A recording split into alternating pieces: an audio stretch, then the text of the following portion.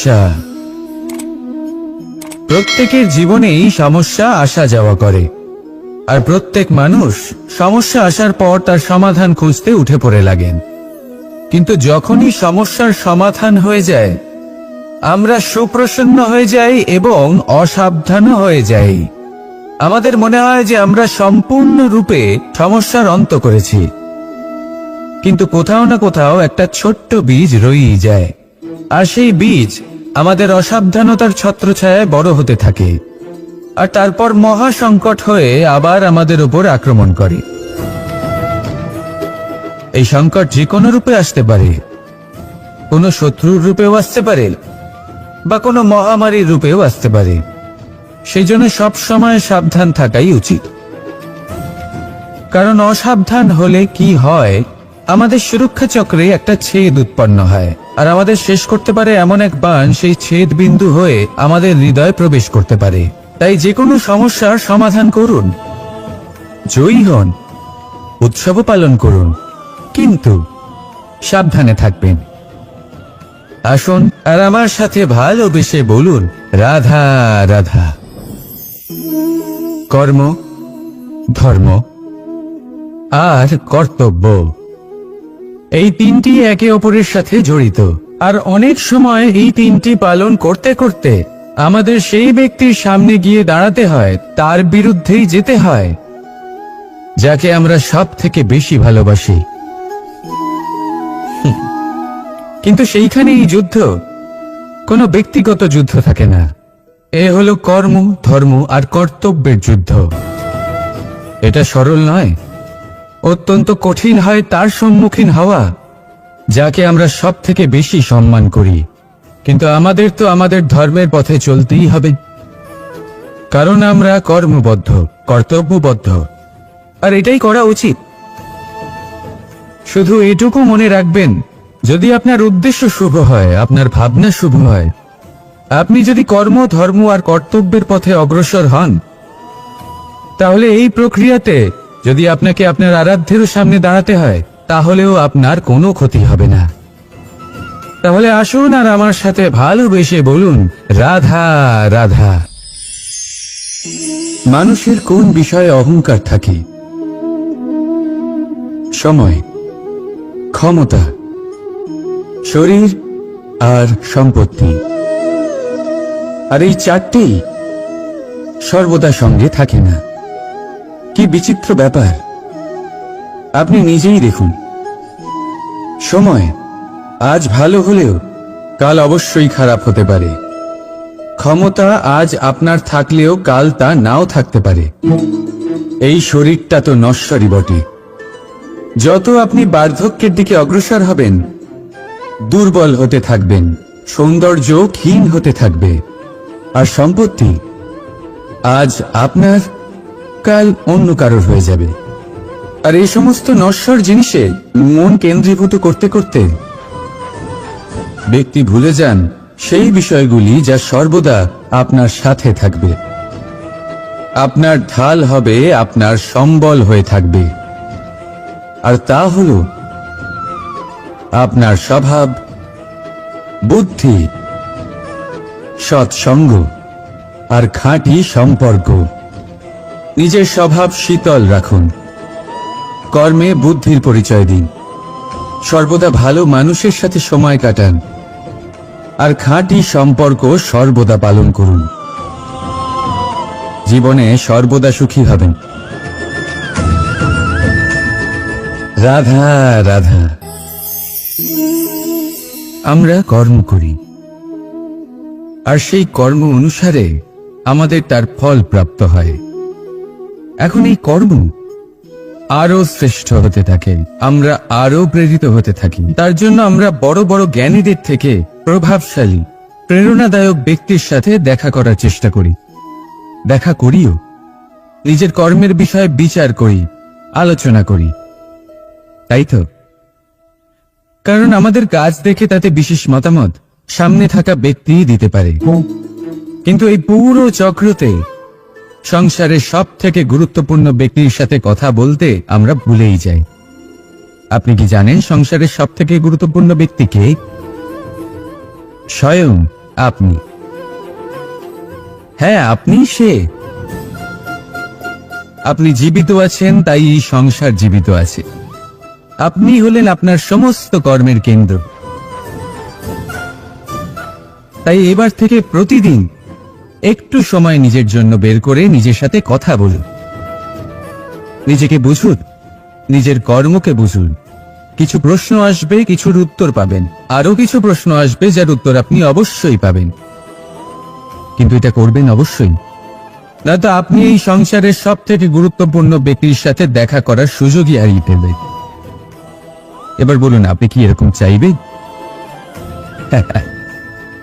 রাধা রাধা, প্রেম, ঘৃণা, এই দুই হলো একই শব্দ। কিভাবে? দেখুন না, দুটোতেই আড়াই অক্ষর রয়েছে।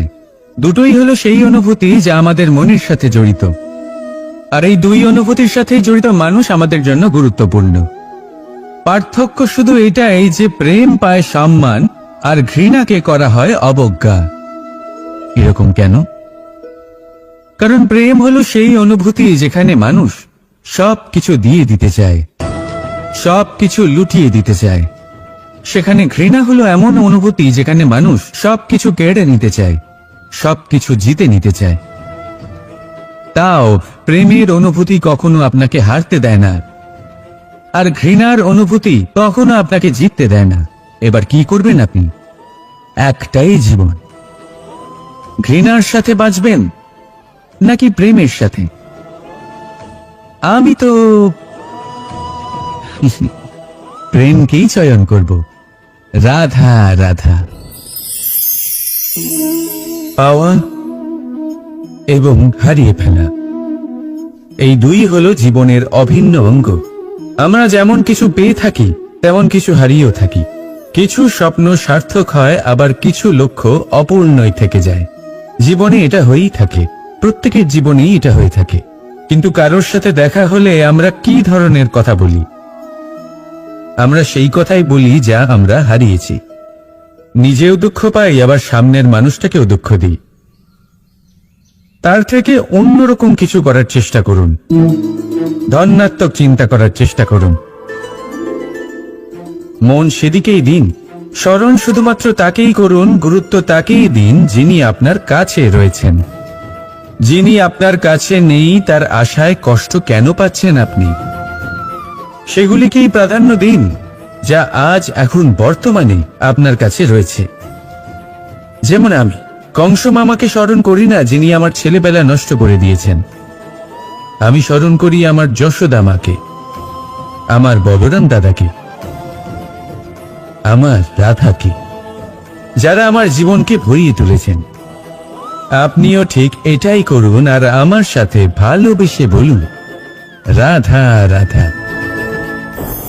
কথায় বলা হয়, জীবনে ভালোবাসাই হলো সুখের মূল। এটা সত্য। এবার প্রশ্ন হলো এটাই যে এই ভালোবাসা কার সাথে করা উচিত? যদি আপনি কিছুক্ষণের জন্য সুখ পেতে চান, তাহলে ভালোবাসুন নিজের রুচি মতো। যদি আপনি কিছুদিনের জন্য সুখ পেতে চান, ভালোবাসুন নিজের বন্ধুদের। যদি আপনি কয়েক মাসের জন্য, কয়েক বছর বা অনেক বছরের জন্য সুখী হতে চান, তাহলে ভালোবাসুন নিজের পরিবারকে, মাতা পিতা, নিজের সন্তান, স্বামী স্ত্রী, নিজের আত্মীয়দের। কিন্তু যদি আপনি চিরকালের জন্য সুখী হতে চান, তাহলে ভালোবাসতে হবে শুধু নিজের কর্মগুলিকে। কারণ সম্পর্ক যেমনই হোক না কেন, কখনো না কখনো ভেঙে যাবেই। এই সংসার হলো এমনই যে যাদের সঙ্গ আমরা পাই, তাদের সঙ্গ একদিন ত্যাগ করতে হয়। শুধু কর্মই হলো এমন এক সঙ্গ যা কখনো আপনাকে ত্যাগ করবে না। আপনার মৃত্যুর পরেও এই কর্ম আপনাকে বাঁচিয়ে রাখবে। তাই সবসময় মনে রাখবেন, এই কর্ম ধর্ম মনে করে পালন করা উচিত। জীবনের শেষ মুহূর্ত পর্যন্ত কর্মকে ভালোবাসুন, জীবনের শেষ মুহূর্ত পর্যন্ত সুখে থাকবেন। আর আমি তো সবসময় বলি, শুধু কর্ম করতে থাকো, ফলের চিন্তা করো না। তাহলে আসুন আর আমার সাথে ভালোবেসে বলুন, রাধা রাধা, সদিচ্ছা। দেখতে গেলে 3 অক্ষরে তৈরি এই শব্দ, কিন্তু সমস্ত ত্রিলোক তার উপরেই আধারিত। আপনি এই সংসারে এসেছেন, তখন অবশ্যই শ্বাস নেবেন, কিন্তু তার বদলে আপনাকে কিছু তো দিতেই হবে। আপনার উপর নির্ভর করছে আপনি কি দেবেন। কি দেবেন এই সংসারকে, এই সমাজকে, নিজের পরিবারকে, আর তার বদলে কি নেবেন? যশ নাকি অপযশ? দেখুন, এক ছিল রাবণ, যে কিনা সমুদ্র পার করলো সীতাকে অপহরণ করার জন্য, আর এক ছিলেন রামচন্দ্র, যিনি সমুদ্র পার করেছিলেন, সেতু বানিয়ে গিয়েছিলেন সীতাকে ফিরিয়ে নিয়ে আসার জন্য। দুজনেই সমুদ্র পার করেছিলেন, শুধু পার্থক্য ছিল সদিচ্ছাকে বোঝার, লক্ষ্যের। অনেক মানুষের যাত্রা একরকম হতেই পারে, কিন্তু আনন্দ তখনই লাভ করবেন যখন লক্ষ্য শুভ হবে, মহান হবে। এই লক্ষ্য দিয়ে এই সংসারের কল্যাণ হবে এবং মানুষের সম্মান হবে। যদি আপনার সংকল্প উচিত হয়, তাহলে আপনার লক্ষ্য উচিতই হবে, নয়তো শুধুমাত্র বিনাশ হবে। আর উচিত এটাই হবে যে বিনাশের হাত থেকে যেন নিজেকে বাঁচানো যায়, কি বলেন? তাই জীবনে যে লক্ষ্য স্থির করছেন, মনে রাখবেন তা যেন শুভ লক্ষ্য হয়। যদি এরকম হয়, তাহলে আপনার যাত্রা, আপনার জীবন দুটোই শুভময় হবে। আসুন আর আমার সাথে ভালোবেসে বলুন, রাধা রাধা।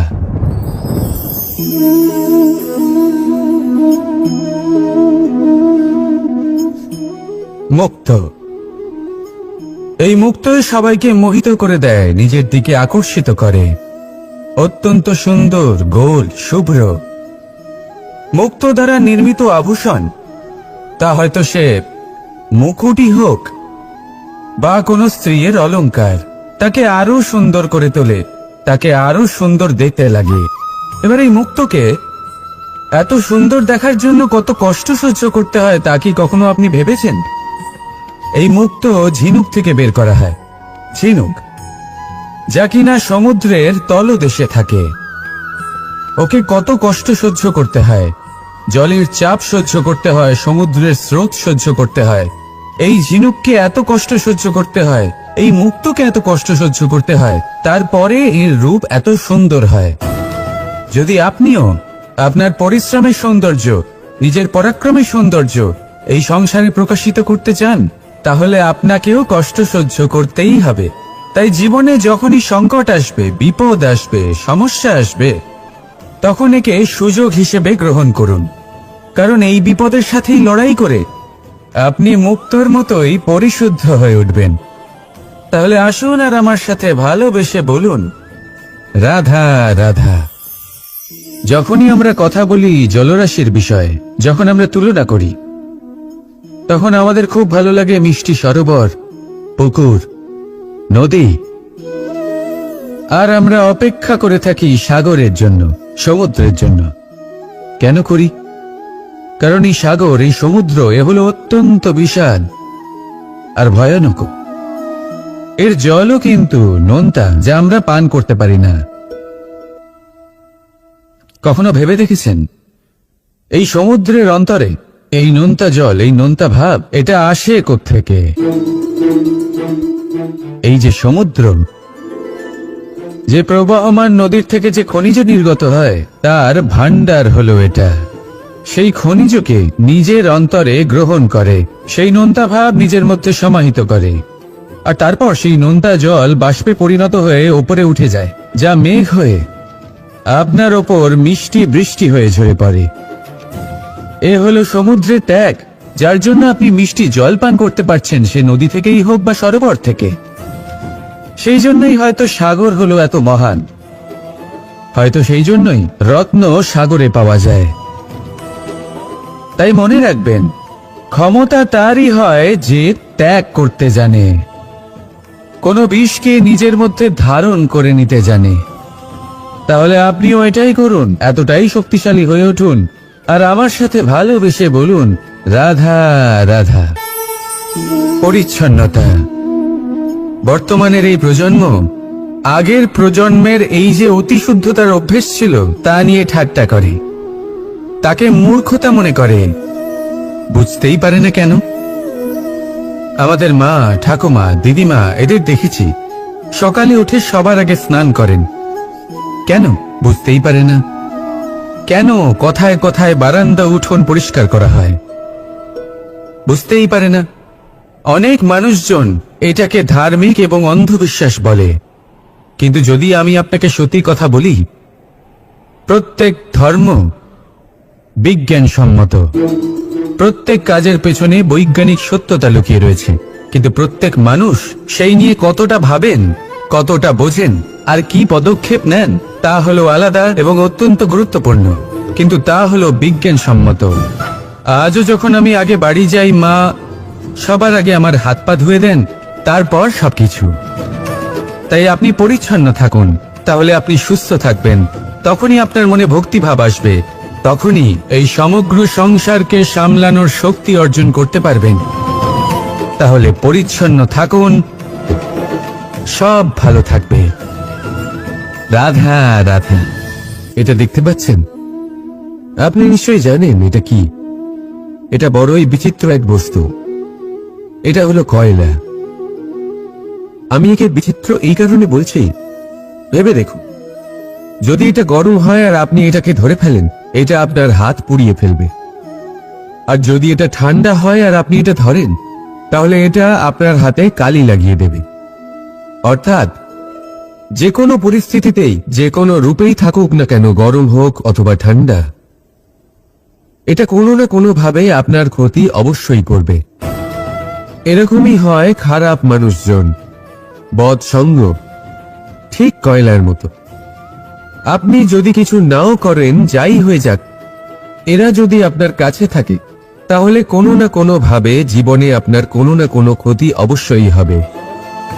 তাই নিজের জীবনে সবসময় সঙ্গতের নির্ণয় অত্যন্ত ভেবেচিন্তে করবেন। রাধা রাধা। ইচ্ছে, সিদ্ধান্ত আর নিশ্চয়তা, এই শব্দগুলো আমরা আমাদের জীবনে অনেকবার শুনেছি, তাই না? জীবনে অনেক যে এক কুয়ো খোঁড়ার সিদ্ধান্ত নিয়েছে, সেই মাটি খোঁড়ার জন্য কোদাল অবশ্যই পেয়ে যায়। আর যে নিশ্চিত করে নিয়েছে, সে দেরি করে হলেও সেই শীতল জল অবশ্যই পেয়ে যায়। তাই জীবনে কেবল ইচ্ছে করবেন না, সিদ্ধান্ত নিন আর তারপর নিশ্চিত করুন, সব পেয়ে যাবেন। আর ভালোবেসে বলুন, রাধা রাধা। স্বপ্ন আর লক্ষ্য একই মনে হয়। এই দুইয়েরই কথা মানুষ কল্পনা করেন, এই দুই মানুষ অর্জন করতে চান। আর এই দুই পূর্ণ হলে মানুষ নিজেকে অত্যন্ত ভাগ্যবান বলে মনে করেন। কিন্তু এই দুইয়ের মধ্যে পার্থক্য আছে। পার্থক্য এই যে স্বপ্নের জন্য বিনা পরিশ্রমের ঘুম দরকার হয়, আর লক্ষ্যের জন্য বিনা ঘুমের পরিশ্রম। যে ব্যক্তি ঘুমের মধ্যে স্বপ্ন দেখতে থাকেন, জেগে ওঠার পর তার হাত খালি থেকে যায়। আর যে ব্যক্তি পরিশ্রম করেন, শয়নকালেও তার হাত তার লক্ষ্যেই থাকে। তাই যদি স্বপ্নও দেখতে হয়, তাহলে লক্ষ্য জেনে পরিশ্রম করুন। আর ভালোবেসে বলুন, রাধা রাধা। জীবনে কিছু করে দেখাতে হলে বদল আনতে পারবে, তাকে পথ দেখাতে পারবে, তার জীবনে পরিবর্তন আনতে পারবে। আর তাই মানুষ সংসার জুড়ে তাকেই খোঁজেন, যিনি তার পাশেই আছেন।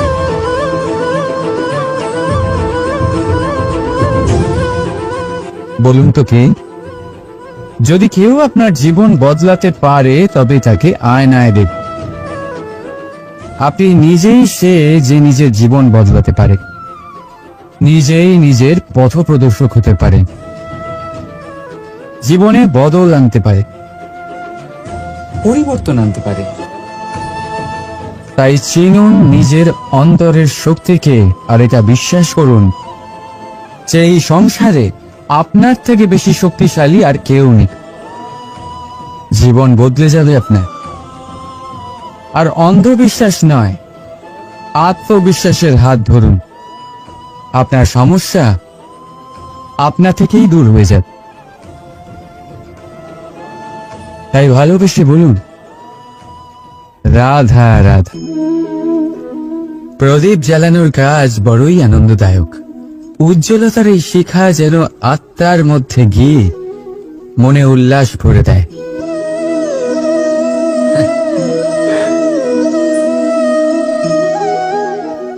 আমি কি করলাম? আমি একে নিভিয়ে দিলাম, অথচ এই দিয়েই আমি অন্য প্রদীপগুলি জ্বালিয়েছিলাম। কারণ যতক্ষণ এই শিখা অন্য প্রদীপগুলিকে জ্বালাচ্ছিল, ততক্ষণ এই নিজেও জ্বলছিল। কিন্তু যেই ও এই কাজ করা ছেড়ে দিল, তখন একেও নিভতে হল। বুঝলেন? সেরকমই জীবন হলো উজ্জ্বলতা দেওয়ার আরেক নাম। যদি জীবনে শুভ কাজ করেন, অপরের উপকার করে, অন্যদের সহায়তা করে, তাহলেই জীবিত থাকবেন। আর যেদিন এই কাজ করা আপনি বন্ধ করে দেবেন, শ্বাস প্রশ্বাস নেওয়া সত্ত্বেও মৃত হয়ে যাবেন। তাই যতক্ষণ শ্বাস চলছে, আশারূপী উজ্জ্বলতা ছড়াতে থাকুন। বিশ্বাস করুন, মৃত্যুর পরেও আপনি অমর থাকবেন। তাই ভালোবেসে বলুন, রাধা রাধা। যবে থেকে যে প্রাণের অস্তিত্ব পেয়েছে, তবে থেকেই আরো একটি শব্দ জন্ম লাভ করেছে, সংঘর্ষ। জন্মলগ্ন থেকেই মানুষকে বাঁচার জন্য সংঘর্ষ করে যেতে হয়। কখনো নিজের লক্ষ্যে পৌঁছবার জন্য সংঘর্ষ করতে হয়, আর কখনো যা পেয়েছেন তাকে রক্ষার জন্য সংঘর্ষ করতে হয়।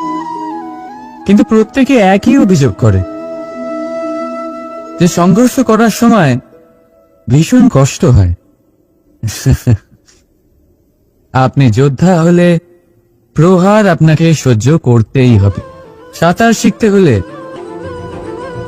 জলে আপনাকে প্রবেশ করতেই হবে। পায়ের তলায় তাদেরই কড়া পড়ে যারা রোজ হাঁটেন, আর যারা হাঁটেন তারা নিজেদের লক্ষ্যে অবশ্যই পৌঁছন। তাই মনে রাখবেন, জীবন ততক্ষণই আছে যতক্ষণ কর্ম করবেন। তাই সংঘর্ষ করতে থাকুন, কষ্ট ভুলে যান, আর আমার সাথে ভালোবেসে বলুন, রাধা রাধা। মানুষ সর্বদা ফলাফলের কথা ভাবে, যে আমি যা করতে চলেছি তার ফল কি হবে, তার পরিণাম কি হবে। কিন্তু এর চিন্তা কেন? কারণ কর্ম যদি শুভ হয়, তাহলে তার পরিণাম খারাপ হতেই পারে না। শুভ চিন্তা নিয়ে যারা কর্ম করেন, তাদের ফলের চিন্তা কিসের? যারা ফুল বিক্রি করেন, তাদের মাঝে সাঝে কাঁটা নিশ্চয়ই ফোটে, কিন্তু সুগন্ধ তাদের হাতে থেকেই যায়। এর সন্ধানে কয়লার খনিতে নামা ব্যক্তি কালিমালিপ্ত হয়ে গেলেও তার হাতে হিরে অবশ্যই থাকে। তাই শুভ চিন্তা নিয়েই কর্ম করে যান, পরিণাম শুভই হবে। আর ভালোবেসে বলুন, রাধা রাধা। যাই পাত্রের মধ্যে শীতল থাকে, আর যিনি পান করেন তাকেও শীতল রাখে। আর যে জল এই পাত্রের বাইরে উঠলে পড়ে, তা হল অভিমান, যা বাইরের উত্তাপে বাষ্প হয়ে উবে যায়। সর্বদা মনে রাখবে, আত্মসম্মান আপনাকে দৃঢ় করে, আপনাকে শক্তি প্রদান করে, আর অভিমান আপনাকে দুর্বল করে দেয়। তাহলে কি হতে চান আপনি? আত্মসম্মানী নাকি অভিমানী? সিদ্ধান্ত আপনার। রাধা রাধা। সমস্যা। প্রত্যেকের জীবনেই সমস্যা আসা যাওয়া করে, আর প্রত্যেক মানুষ সমস্যা আসার পর তার সমাধান খুঁজতে উঠে পড়ে লাগেন। কিন্তু যখনই সমস্যার সমাধান হয়ে যায়, আমরা সুপ্রসন্ন হয়ে যাই এবং অসাবধানও হয়ে যাই। আমাদের মনে হয় যে আমরা সম্পূর্ণরূপে সমস্যার অন্ত করেছি, কিন্তু কোথাও না কোথাও একটা ছোট্ট বীজ রয়েই যায়, আর সেই বীজ আমাদের অসাবধানতার ছত্রছায়ায় বড় হতে থাকে, আর তারপর মহা সংকট হয়ে আবার আমাদের উপর আক্রমণ করে। এই সংকট যে কোনো রূপে আসতে পারে, কোনো শত্রুর রূপেও আসতে পারে, বা কোনো মহামারীর রূপেও আসতে পারে। সেই জন্য সব সময় সাবধান থাকাই উচিত, কারণ অসাবধান হলে কি হয়, আমাদের সুরক্ষা চক্রে একটা ছেদ উৎপন্ন হয়, আর আমাদের শেষ করতে পারে এমন এক বাণ সেই ছেদ বিন্দু হয়ে আমাদের হৃদয়ে প্রবেশ করতে পারে। তাই যে কোনো সমস্যার সমাধান করুন, জয়ী হন, উৎসব পালন করুন, কিন্তু সাবধানে থাকবেন। আসুন আর আমার সাথে ভালোবেসে বলুন, রাধা রাধা। কর্ম, ধর্ম আর কর্তব্য, এই তিনটি একে অপরের সাথে জড়িত, আর অনেক সময় এই তিনটি পালন করতে করতে আমাদের সেই ব্যক্তির সামনে গিয়ে দাঁড়াতে হয়, তার বিরুদ্ধেই যেতে হয়, যাকে আমরা সব থেকে বেশি ভালোবাসি।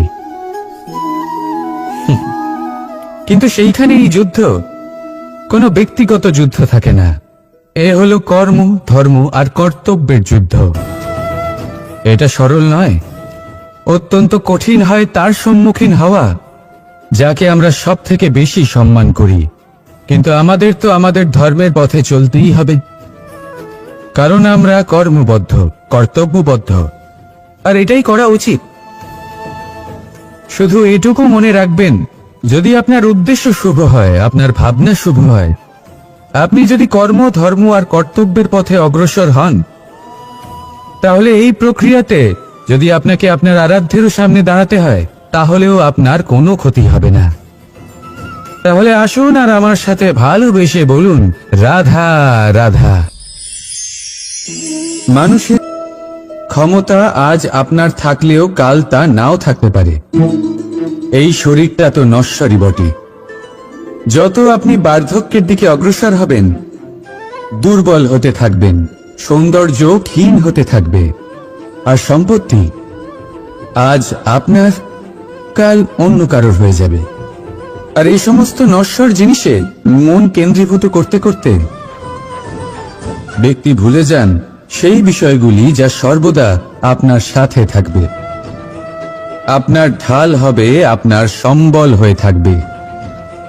আর তা হল আপনার স্বভাব, বুদ্ধি, সৎসঙ্গ আর খাঁটি সম্পর্ক। নিজের স্বভাব শীতল রাখুন, কর্মে বুদ্ধির পরিচয় দিন, সর্বদা ভালো মানুষের সাথে সময় কাটান, আর খাঁটি সম্পর্ক সর্বদা পালন করুন। জীবনে সর্বদা সুখী হবেন। রাধা রাধা। আমরা কর্ম করি, আর সেই কর্ম অনুসারে আমাদের তার ফল প্রাপ্ত হয়। এখন এই কর্ম আরো শ্রেষ্ঠ হতে থাকে, আমরা আরো প্রেরিত হতে থাকি। তার জন্য আমরা বড় বড় জ্ঞানীদের থেকে প্রভাবশালী, প্রেরণাদায়ক ব্যক্তির সাথে দেখা করার চেষ্টা করি, দেখা করিও। নিজের কর্মের বিষয়ে বিচার করি, আলোচনা করি, তাই তো? কারণ আমাদের কাজ দেখে তাতে বিশেষ মতামত সামনে থাকা ব্যক্তি দিতে পারে, কিন্তু এই পুরো চক্রতে সংসারের সব থেকে গুরুত্বপূর্ণ ব্যক্তির সাথে কথা বলতে আমরা ভুলেই যাই। আপনি কি জানেন সংসারের সব থেকে গুরুত্বপূর্ণ ব্যক্তি কে? স্বয়ং আপনি। হ্যাঁ, আপনি সে। আপনি জীবিত আছেন, তাই এই সংসার জীবিত আছে। আপনি হলেন আপনার সমস্ত কর্মের কেন্দ্র। তাই এবার থেকে প্রতিদিন একটু সময় নিজের জন্য বের করে নিজের সাথে কথা বলুন, নিজেকে বুঝুন, নিজের কর্মকে বুঝুন। কিছু প্রশ্ন আসবে, কিছুর উত্তর পাবেন, আরো কিছু প্রশ্ন আসবে যার উত্তর আপনি অবশ্যই পাবেন, কিন্তু এটা করবেন অবশ্যই, নয়তো আপনি এই সংসারের সব থেকে গুরুত্বপূর্ণ ব্যক্তির সাথে দেখা করার সুযোগই হারিয়ে ফেলবেন। এবার বলুন, আপনি কি এরকম চাইবেন? রাধা রাধা, প্রেম, ঘৃণা, এই দুই হলো একই শব্দ।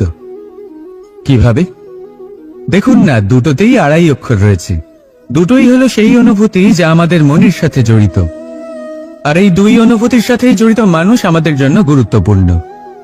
পার্থক্য শুধু এটাই যে প্রেম পায় সম্মান আর ঘৃণাকে করা হয় অবজ্ঞা। এরকম কেন?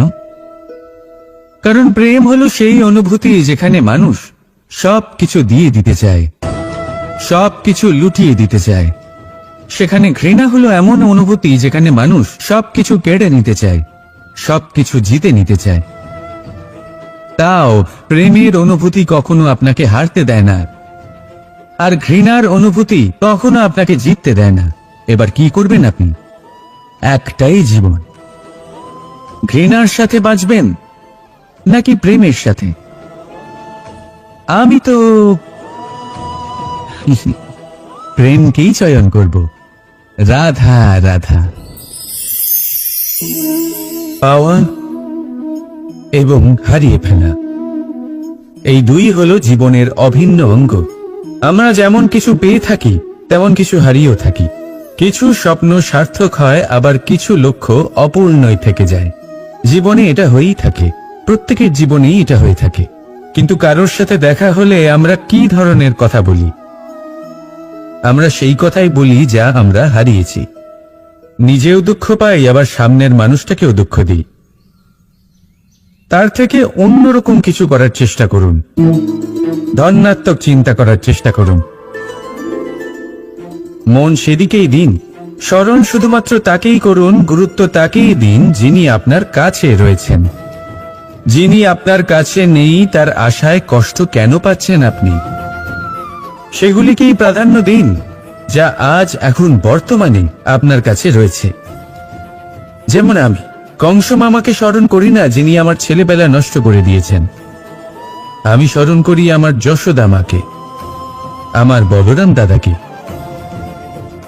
আমার রাধাকে, যারা আমার জীবনকে ভরিয়ে তুলেছেন। আপনিও ঠিক এটাই করুন, আর আমার সাথে ভালোবেসে বলুন, রাধা রাধা। কথায় বলা হয়, জীবনে ভালোবাসাই হলো সুখের মূল। এটা সত্য। এবার প্রশ্ন হলো এটাই যে এই ভালোবাসা কার সাথে করা উচিত? যদি আপনি কিছুক্ষণের জন্য সুখ পেতে চান, তাহলে ভালোবাসুন নিজের রুচি মতো। যদি আপনি কিছুদিনের জন্য সুখ পেতে চান, ভালোবাসুন নিজের বন্ধুদের। যদি আপনি কয়েক মাসের জন্য, কয়েক বছর বা অনেক বছরের জন্য সুখী হতে চান, তাহলে ভালোবাসুন নিজের পরিবারকে, মাতা পিতা, নিজের সন্তান, স্বামী স্ত্রী, নিজের আত্মীয়দের। কিন্তু যদি আপনি চিরকালের জন্য সুখী হতে চান, তাহলে ভালোবাসতে হবে শুধু নিজের কর্মগুলিকে। কারণ সম্পর্ক যেমনই হোক না কেন, কখনো না কখনো ভেঙে যাবেই। এই সংসার হলো এমনই যে যাদের সঙ্গ আমরা পাই, তাদের সঙ্গ একদিন ত্যাগ করতে হয়। শুধু কর্মই হলো এমন এক সঙ্গ যা কখনো আপনাকে ত্যাগ করবে না। আপনার মৃত্যুর পরেও এই কর্ম আপনাকে বাঁচিয়ে রাখবে। তাই সবসময় মনে রাখবেন, এই কর্ম ধর্ম মনে করে পালন করা উচিত। জীবনের শেষ মুহূর্ত পর্যন্ত কর্মকে ভালোবাসুন, জীবনের শেষ মুহূর্ত পর্যন্ত সুখে থাকবেন। আর আমি তো সবসময় বলি, শুধু কর্ম করতে থাকো, ফলের চিন্তা করো না। তাহলে আসুন আর আমার সাথে ভালোবেসে বলুন, রাধা রাধা। সদিচ্ছা। দেখতে গেলে 3 অক্ষরে তৈরি এই শব্দ, কিন্তু সমস্ত ত্রিলোক তার উপরেই আধারিত। আপনি এই সংসারে এসেছেন, তখন অবশ্যই শ্বাস নেবেন, কিন্তু তার বদলে আপনাকে কিছু তো দিতেই হবে। আপনার উপর নির্ভর করছে আপনি কি দেবেন। কি দেবেন এই সংসারকে, এই সমাজকে, নিজের পরিবারকে, আর তার বদলে কি নেবেন? যশ নাকি অপযশ? দেখুন, এক ছিল রাবণ, যে কিনা সমুদ্র পার করলো সীতাকে অপহরণ করার জন্য। আর এক ছিলেন রামচন্দ্র, যিনি সমুদ্র পার করেছিলেন সেতু বানিয়ে গিয়েছিলেন সীতাকে ফিরিয়ে নিয়ে আসার জন্য। দুজনেই সমুদ্র পার করেছিলেন, শুধু পার্থক্য ছিল সদিচ্ছাকে বোঝার লক্ষ্যের। অনেক মানুষের যাত্রা একরকম হতেই পারে, কিন্তু আনন্দ তখনই লাভ করবেন যখন লক্ষ্য শুভ হবে, মহান হবে। এই লক্ষ্য দিয়ে এই সংসারের কল্যাণ হবে এবং মানুষের সম্মান হবে। যদি আপনার সংকল্প উচিত হয় তাহলে আপনার লক্ষ্য উচিতই হবে, নয়তো শুধুমাত্র বিনাশ হবে। আর উচিত এটাই হবে যে বিনাশের হাত থেকে যেন নিজেকে বাঁচানো যায়, কি বলেন? তাই জীবনে যে লক্ষ্য স্থির করছেন মনে রাখবেন তা যেন শুভ লক্ষ্য হয়। যদি এরকম হয় তাহলে আপনার যাত্রা, আপনার জীবন দুটোই শুভময় হবে। আসুন আর আমার সাথে ভালোবেসে বলুন, রাধা রাধা।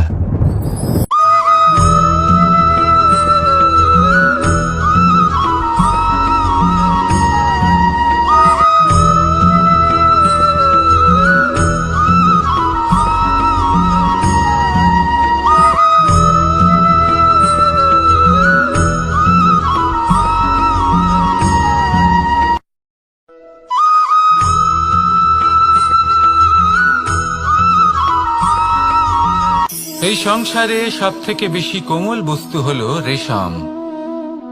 এই রেশম এতটাই কোমল হয় যে এর পুরো একটা থান শুধুমাত্র একটা হাতে ধরা সম্ভব।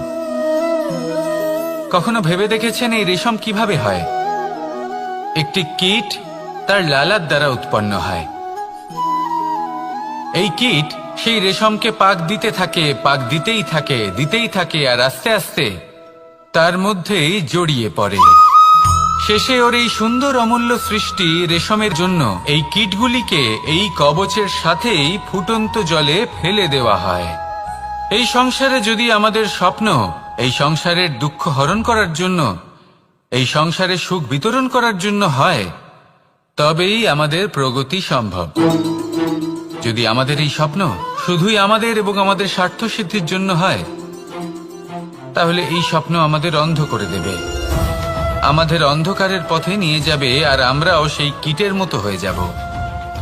নিজেদেরই মায়াজালে আমরা নিজেই ফেঁসে যাব, আর শেষে আমরা যদি কিছু লাভ করি তা হবে একাকিত্ব, অন্ধকারময় মৃত্যু। তাই স্বপ্ন অবশ্যই দেখুন, কিন্তু এমন ভাবে স্বপ্ন দেখবেন না যে তার এই বন্দিগৃহে আপনি নিজেই ফেঁসে গেলেন। স্বপ্ন দেখুন পরোপকারে।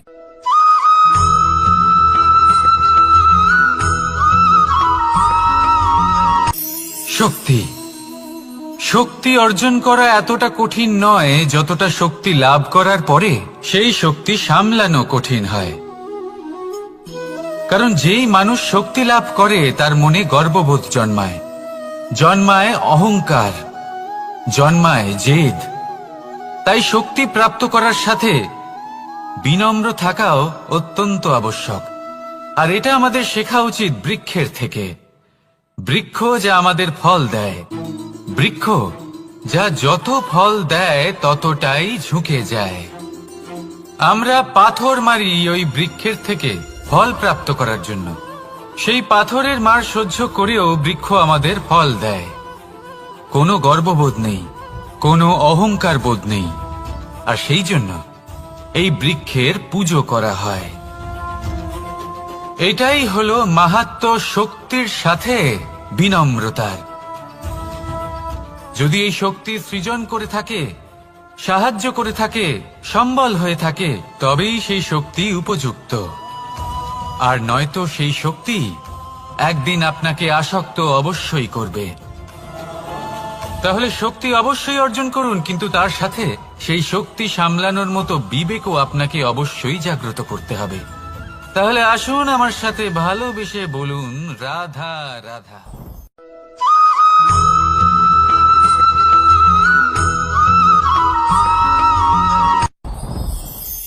সাথী সাথী এই শব্দটির ব্যাখ্যা কে কিভাবে করে? মিত্র, সখা, বন্ধু। কিন্তু অর্থ একটাই, তিনি যিনি আপনার সঙ্গী হন আর তিনি যার সাথী আপনি হন। এবার সব থেকে বড় প্রশ্ন হলো এটাই যে তিনি কে হতে পারেন যাকে আপনি আপনার সাথী বলে মেনে নিতে পারেন, নিজের সখা, নিজের মিত্র, নিজের বন্ধু মেনে নিতে পারেন। আপনার সাথী হলেন তিনি যিনি দুঃখের সময় আপনার পাশে থাকবেন, আপনার হাত ধরে থাকবেন। আপনার সাথী হলেন তিনি যার হাত আপনি নিজের সুখের দিনে ধরে থাকবেন।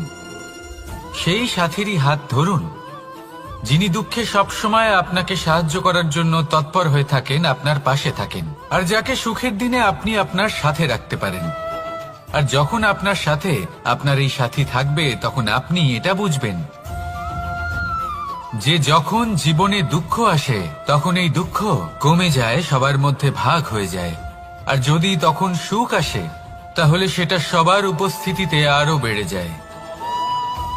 এটাই হলো প্রেম, এটাই হলো ভালোবাসা, এটাই হলো সঙ্গ। যেমন সম্পর্ক আমার আর রাধার মাঝে। তাহলে আসুন আর আমার সাথে ভালোবেসে বলুন, রাধা রাধা।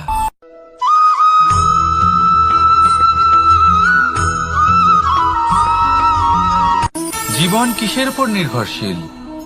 ধনের ওপর, বৈভবের অনুভব যদি আপনি করতে চান তাহলে তা পাবেন শুধু একতার দ্বারা, সংগঠনের দ্বারা।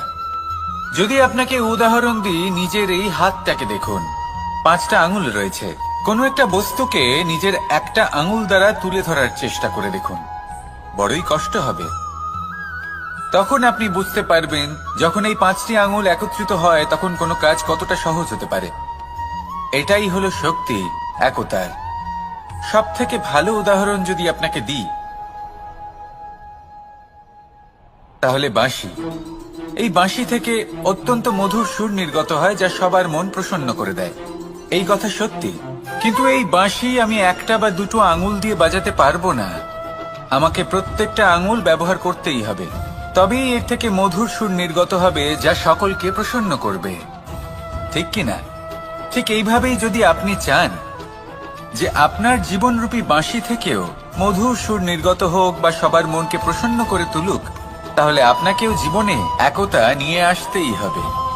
আপনি একাও কর্ম করতে পারেন, পথ চলতেও পারেন, সামনেও এগোতে পারেন, সাফল্যও লাভ করতে পারেন।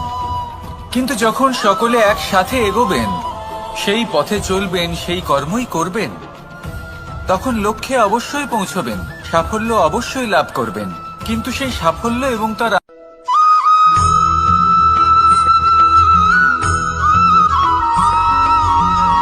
পুরুষার্থ। শাস্ত্রে 4 ধরনের পুরুষার্থের কথা বলা হয়েছে। প্রথম হলো ধর্ম। আপনি কি জানেন এই ধর্ম হলো সেটা যাকে ধারণ করা যেতে পারে, আর ধারণ শুধু সেটাই করা যায় যা পবিত্র। পবিত্র শুধু তাকেই বলা হয় যা নিঃস্বার্থ, যার মধ্যে শাসন করার কোনো ইচ্ছে নেই,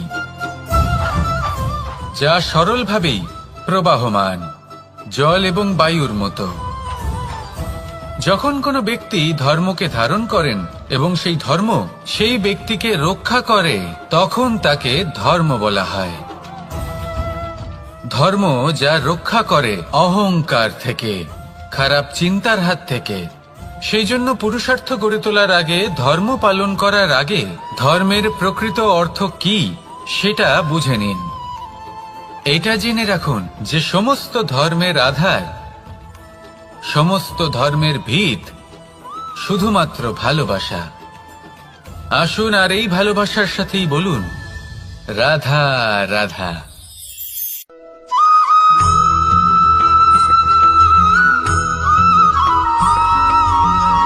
কেউ বলে জীবন খুব ক্ষণস্থায়ী, কেউ বলে জীবন হলো একটা সুন্দর স্বপ্নের মতো, আবার কেউ বলবে জীবন হলো এক কঠোর সত্য। কিন্তু জীবন আসলে কি? জীবন হলো আপনারই প্রতিবিম্ব, একটা দর্পণ। অর্থাৎ আপনি জীবনকে সেইভাবেই পাবেন যেরকম আপনি নিজেকে প্রতিপন্ন করবেন। যদি আপনি দর্পণের দিকে তাকিয়ে হাসেন, তাহলে আপনি সামনে হাসি মুখী দেখতে পাবেন। এবার যদি আপনি গম্ভীর হয়ে থাকেন, তাহলে আপনি একজন রুষ্ট ব্যক্তি দেখতে পাবেন। শেষে সবথেকে বেশি গুরুত্বপূর্ণ হলো আপনার চেষ্টা। আপনাকে সবসময় চেষ্টা করতে হবে যাতে আপনি নিজেকে প্রসন্ন এবং ইতিবাচক মনোভাবে রাখেন। এটা হলো আপনারই উত্তরদায়িত্ব, তাকে পালন করুন। এই মনকে প্রসন্ন রাখুন, এই সংসারকে সুন্দর বলে মনে হবে। আর এই মন প্রসন্ন হয়ে বলবে, রাধা রাধা।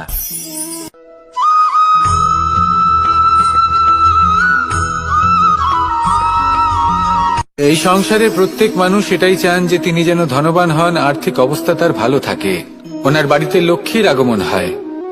কিন্তু সেটা হবে কি করে, সেটাই হলো প্রশ্ন। কেউ বলেন যে যদি পরিশ্রম করো তাহলে ধন অর্জন সম্ভব, কেউ বলেন যে যদি বিদ্যা লাভ হয় তবেই ধন অর্জন সম্ভব, কেউ বলেন যে যদি বলশালী হও তবেই সম্পন্ন থাকবে। ভালো কথা, যদি তাই হয়ে থাকে, তবে দিনমজুর সারা দিন পরিশ্রম করেন, তিনি কেন ধনী হন না? অনেকজন বিদ্বান মানুষ আছেন এই সংসারে, তারা কেন ধনবান হন না? অনেক সংখ্যক বলশালী ব্যক্তি আছেন, তাদের কাছে ধন নেই কেন? তাদের কেন ধনের অভাব হয়? আবার এমনও কিছু মানুষ আছেন যারা পরিশ্রম করেন, তারা দিনমজুর, কিন্তু তারা ধন অর্জন করতে পারেন। কিছু বিদ্বান ব্যক্তি আছেন যাদের কাছে অধিক মাত্রায় ধন রয়েছে, কয়েকজন বলশালী ব্যক্তি রয়েছেন যাদের কাছে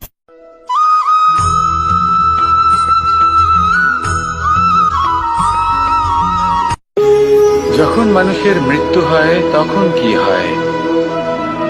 অনেক সংখ্যক মানুষ শোক পালন করতে চলে আসেন। যে ব্যক্তি মৃত্যু লাভ করেছেন তার অনেক বস্তু থাকে যেগুলো তার প্রিয়, যেগুলো তিনি ব্যবহার করেছেন, তার শয্যা, তার বস্ত্র, তার আভূষণ, সবকিছু তার থেকে বিচ্ছিন্ন করা হয় এবং খালি হাতে তাকে শ্মশানের উদ্দেশ্যে রওনা করা হয়। আমি আপনাকে এই প্রশ্ন করতে চাই, আপনি এই সংসারে কি অর্জন করেছেন? ধন, সম্পত্তি, বস্ত্র, আভূষণ, এই সবকিছু যে আপনি অর্জন করেছেন, আপনার মৃত্যুর পরে তা আপনার থেকে দূর হয়ে যাবে। এর উত্তর হলো একটাই, আপনার কর্ম। শুধু সেটাই আছে যা একান্ত আপনার, আর শুধু সেটাই এই সংসার থেকে চলে যাওয়ার পরেও সংসারেই জীবিত থাকবে।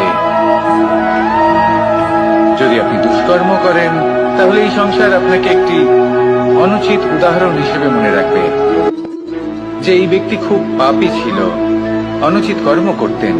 যে পথে তিনি চলেছেন সেই পথে কারোর চলা উচিত নয়। সেখানেই যদি আপনি সৎকর্ম করেন তাহলে সংসার চিরকাল এটাই বলবে যে খুব ভালো মানুষ ছিলেন, সবাইকে ভালোবাসতেন, সবাইকে সাহায্য করতেন, আমার খুব প্রিয় মানুষ ছিলেন। এটাই হলো শ্রেষ্ঠ কর্ম। সেই জন্য জীবনে শুধুমাত্র ধন, সম্পত্তি, আভূষণ এই সব অর্জন করতে গিয়ে নিজের মনোনিবেশ করবেন না। শ্রেষ্ঠ কর্ম করুন।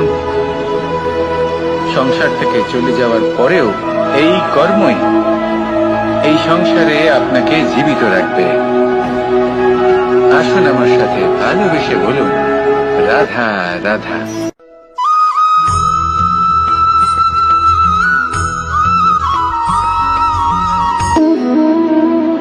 সম্পর্ক হলো আমাদের জীবনের একটি আধার। কিছু সম্পর্ক এমন যা আমরা জন্মসূত্রে লাভ করি, যেমন পরিবার, মা, বাবা। কিছু সম্পর্ক আছে যে আমরা জীবনে অর্জন করে থাকি, তা সে প্রেমের হোক, স্নেহের হোক বা বন্ধুত্বের। এই সকল সম্পর্ক লাভ করার বা গড়ে তোলার 5টি ধাপ রয়েছে। প্রথম ধাপ, কোনো ব্যক্তির সাথে আলাপ হওয়া, তার সাথে কথা বলা বা তাকে দেখা। দ্বিতীয় ধাপ, সে ব্যক্তিকে আমাদের ভালো লাগা। তৃতীয় ধাপ, আমাদের এটা চাইতে শুরু করা যে জীবনে এই ব্যক্তি যেন আমাদের বন্ধু হন, আমাদের জীবনে থাকে, বা আমাদের কাউকে ভালোবেসে ফেলা, আর এটা আমাদের ভাবা বা চাওয়া যে সেই ব্যক্তি যেন আজীবন আমার সাথে থাকেন, আমার জীবনে আমার সাথী হয়ে। চতুর্থ ধাপ, লাভ করা। এবার এই ধাপটি অনেক মানুষের পক্ষেই খুবই সরল হয়, বড়ই সরল ভাবে নিজেদের সঙ্গীকে লাভ করে থাকেন। কিছু মানুষের জন্য এই ধাপ অত্যন্ত কঠিন হয়ে থাকে। অনেক প্রতিকূল পরিস্থিতির উপর জয়লাভ করে তারা সঙ্গীকে লাভ করেন, কিন্তু লাভ অবশ্যই করেন। এরপরে আসে পঞ্চম, অন্তিম এবং সব থেকে গুরুত্বপূর্ণ ধাপ। সেটা হলো সেই সম্পর্ক পালন করা। এটা হলো এমন এক বিষয় যা প্রত্যেক মানুষের শেখা উচিত। যদি ব্যক্তি নিজের জীবনে সম্পর্ক রক্ষা করতে শিখে যান, তবে প্রত্যেক সম্পর্ক তার জীবনকে স্বর্গ করে তুলবে। আসুন আর আমার সাথে ভালোবেসে বলুন, রাধা রাধা।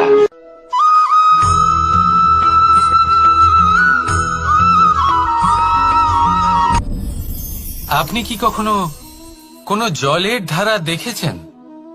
তার সামনে যতই মাটি থাকুক না কেন, যতই কাদা থাকুক না কেন, যখন এই জলের ধারা বইতে আরম্ভ করে দেয়, তাহলে নিজের মনের, নিজের ভাবনার, নিজের জীবনের যত অনাবশ্যক তত্ত্ব আছে, অনুপযোগী অংশ রয়েছে, অর্থাৎ অপরিষ্কার অংশ রয়েছে, তা নিজে থেকেই নির্মল হয়ে উঠবে।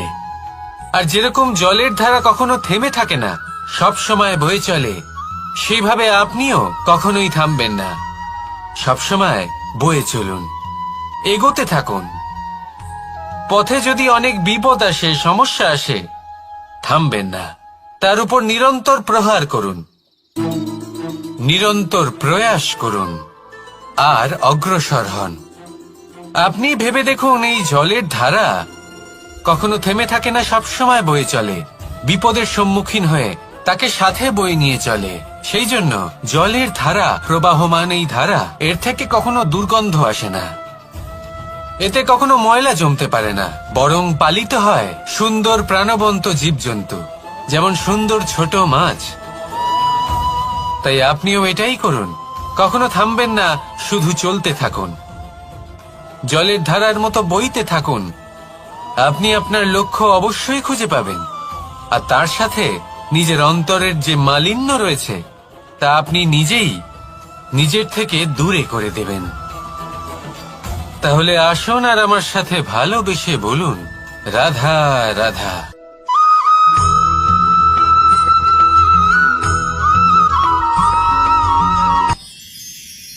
মানুষ তার জীবনে দুই ধরনের পরিস্থিতিকে খুব ভয় পায়। এক, কোনো কারণবশত কারোর সামনে নত হওয়া। দুই, কোনো কারণে নিজের চরিত্র থেকে, নিজের মূল্যবোধ থেকে বিচ্যুত হওয়া। এবার কেন হয় এরকম যে কথায় কথায় কারোর সামনে নত হতে হয়? কেন বারংবার নিজের চরিত্র থেকে চ্যুত হতে হয়? এরকম কেন হয়? এটা তখনই হয় যখন আমাদের শিক্ষা এবং মূল্যবোধের অভাব থাকে। যদি মানুষের মধ্যে প্রকৃত শিক্ষা থাকে, তাহলে এই সংসারে কোনো সময় এবং কারোর সামনেই নত হওয়ার কোনো প্রয়োজন নেই। যদি মানুষের মধ্যে মূল্যবোধ থাকে, তাহলে তাকে নিজের মূল্যবোধ বা চরিত্র থেকে বিচ্যুত হতে হয় না, তা সে যাই হয়ে যাক না কেন। কোনো বালককে যদি জন্ম থেকেই সুশিক্ষার অধিকারী করা হয়, শিক্ষিত করা হয়, মূল্যবোধের অধিকারী করা হয়, তবে সে এই সংসারে এমন কর্ম করবে যাতে সে নিজেকে, নিজের পরিবারকে, সমগ্র সমাজকে গর্বিত করতে পারে। শিক্ষা লাভ করুন, মূল্যবোধ লাভ করুন এবং আমার সাথে ভালোবেসে বলুন, রাধা রাধা।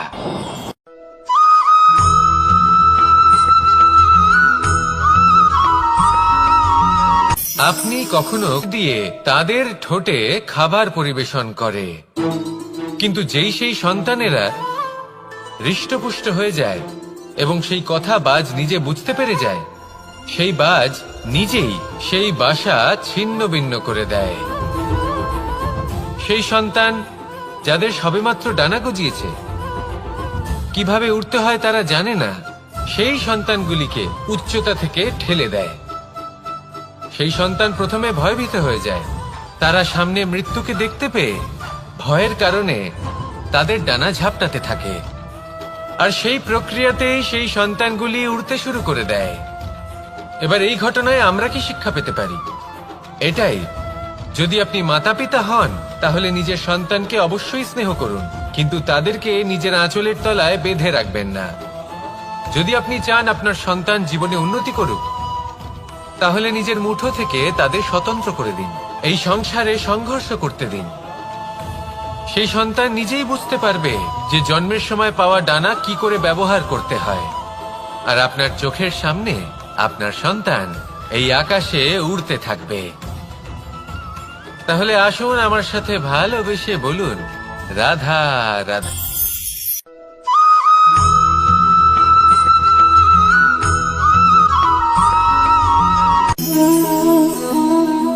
নিয়তি।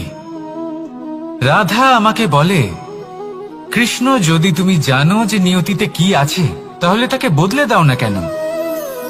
মহাদেব আমাকে বলেন যে শ্রীকৃষ্ণ, যদি আপনি এটা জানেন যে সাম্বের নিয়তি এটাই, তাহলে আপনি তাকে বদলানোর চেষ্টা কেন করেন? কেন? কারণ আমি একজন পিতা, আর পিতার কর্তব্য এটাই, তিনি যেন সম্ভাব্য সব চেষ্টা করেন নিজের সন্তানের মঙ্গলের জন্য। নিয়তি আমি জানি, কিন্তু এটাও আমি জানি যে কর্মের থেকে বড় আর কোনো নিয়তি হতে পারে না। অভিজ্ঞতাও রয়েছে যে কর্মের হাতে নিয়তির এই চক্র বদলে যেতে পারে। তাই জীবনে যদি আপনার কখনো এমন মনে হয় যে এটা তো অসম্ভব, তখনও চেষ্টা করা কখনোই ছাড়বেন না। কে বলতে পারে আপনারই কর্মের কোনো এক বীজ হয়তো নিয়তির চাকায় আটকে গেল আর নিয়তিকে নিজের পথ পাল্টাতে হলো, ঠিক কিনা? সেই জন্য নিয়তিকে ভাগ্য মেনে নিয়ে চুপ করে বসে থাকবেন না। নিজের নিয়তি স্বয়ং নিজের কর্মের দ্বারা নির্ধারিত করুন, কারণ আপনার এই কর্মের ওপরেই আপনার অধিকার রয়েছে। আর এই অধিকারকে নিয়তি অনেক সময় সম্মানও করে। তাহলে আসুন আর আমার সাথে ভালোবেসে বলুন, রাধা রাধা।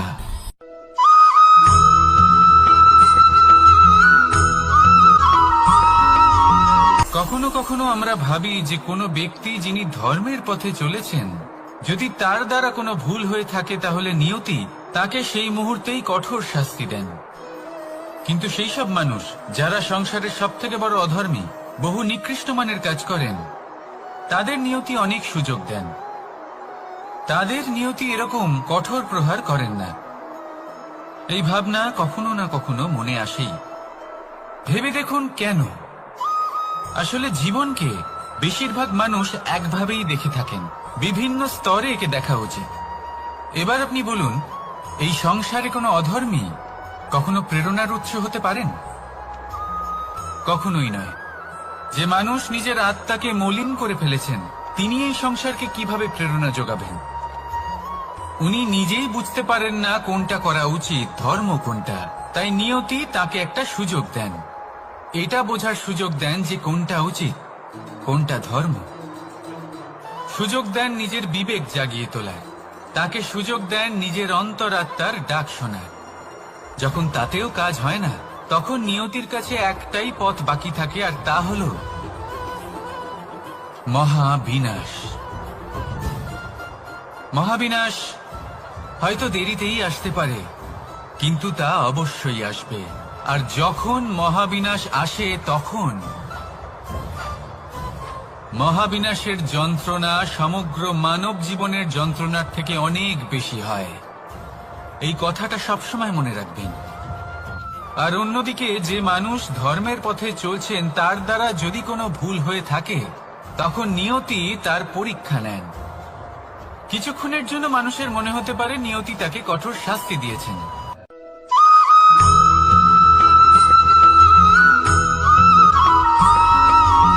এই সংসারে কখনো কোনো ব্যক্তিকে তার বাইরের পোশাক দেখে বিচার করার চেষ্টা করবেন না। এটা খুব বড় ভুল করবেন। যেমন আমরা জীবনে অনেক সময় এমন করি। ধরুন কোথাও একটা গাছ দেখলাম, খুব বিশাল আকারের একটা গাছ, যেটা মাটির থেকে অনেক উঁচুতে পৌঁছে গেছে, যার বিশাল শাখা আছে। সেগুলো দেখে আমরা ভাবি যে এই গাছে হয়তো কত সুস্বাদু ফল আছে। আমরা সেই গাছের পরিচর্যা করতে থাকি। আবার অন্যদিকে হলো একটি তৃণ, যেটা মাটি থেকে কিছুটা উঁচুতে পৌঁছেছে, কিন্তু সেই তৃণর নিচে, মাটির নিচে অত্যন্ত সুস্বাদু ফল বা সবজি জন্ম নেয়, যা আমাদের স্বাস্থ্যের পক্ষে অত্যন্ত উপকারী। সেই জন্য কখনো আবরণ দেখে কাউকে বিচার করতে চেষ্টা করবেন না। তার বদলে এটা বোঝার চেষ্টা করুন যে আপনার সামনে যে ব্যক্তি আছে বা বস্তু আছে, তার বিশেষত্ব কি। যদি এই বিশেষত্ব বোঝার ক্ষমতা আপনি অর্জন করেন, যদি এই শিল্প আপনি নিজের ভেতরে জাগ্রত করেন, তাহলে এই সংসারে বিশেষত্ব কি সেটা আপনি জানতে পারবেন। আর এই সমস্ত খেলা দৃষ্টি থেকে নয়, দৃষ্টিভঙ্গি থেকে জন্ম নেয়। দৃষ্টিভঙ্গি সবসময় শুভ রাখুন আর আমার সাথে ভালোবেসে বলুন, রাধা রাধা।